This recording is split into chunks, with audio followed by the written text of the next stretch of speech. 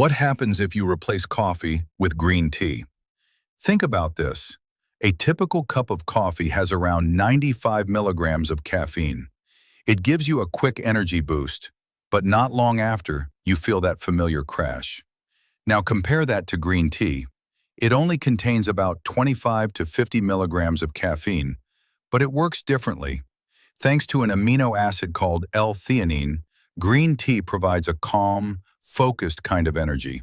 No shaky hands, no sudden drop in energy. Instead of a short spike, you get smooth, steady alertness that can last for 4 to 6 hours, without the roller coaster effect. And there's more. Green tea is packed with antioxidants, often higher than what you'd get from coffee. These compounds help fight aging, support your metabolism, and protect your brain.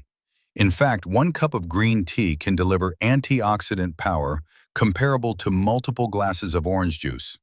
So, are you ready to make the switch?